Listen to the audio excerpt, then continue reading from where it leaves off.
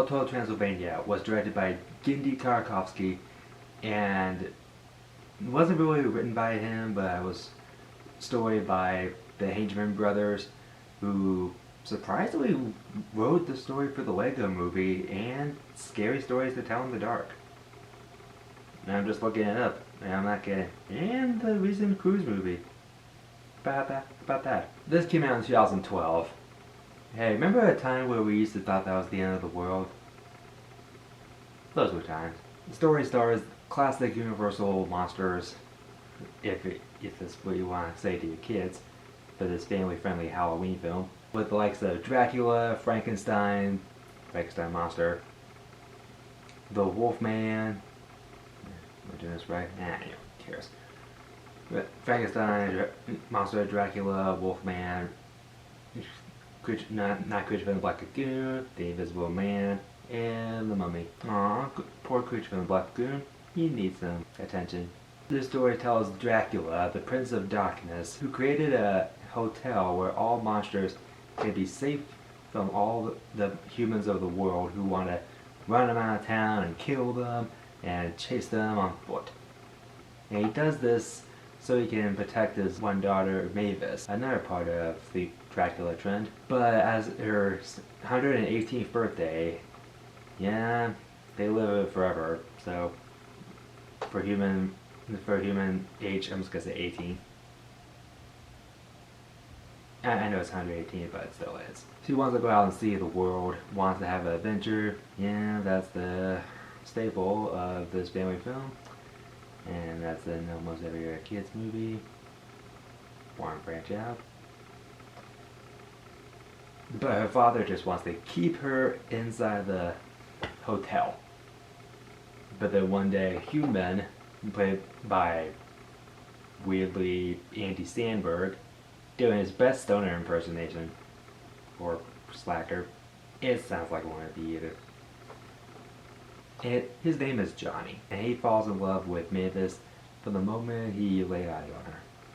But Dracula's gotta keep him at the hotel, but as they start spending more time together, and Johnny spends more time worrying about the monsters and the hotel, they start to hit close, and they start to think that humans and monsters can actually be fun to be around and be friends with. And maybe start relationships. Because Johnny and Mavis fall in love, and there's some of those relationship hijinks when the overprotective father has to do that kind of thing. You know what I'm talking about. This has familiarity, but it's fresh and new. And like I said, the writers who came up with this story were the ones who did the Lego movie. And that was something that was very different. This is wildly energetic, so bursting with movement, but it's like a hyperactive cartoon, and this is coming from the fact that Genndy Tartakovsky has done animation for the entirety of his career. And he does utilize this. And this is a 3D animated film, with CGI animated film, with 2D character designs slapped into the CGI environment. And there is so much expression that leaps off of a hand-drawn cartoon. It's just crazy. Now, having Adam Sandler play Dracula sounds kind of like a weird choice. Same goes for Christopher Walken playing King Louis. But then again, it's a comedy, so he still uses the Dracula-esque voice to make it his own. And that alone is pretty hilarious. I love how they just mock the Twilight Saga in just one scene. And that's later in the film, and I don't want to give it away. But there is a point where Johnny has to disguise himself as a... Well, not really him, he doesn't disguise himself. Dracula disguises him as a Frankenstein monster. And from there, it's a liar reveal story. But that's not the only main point of the story.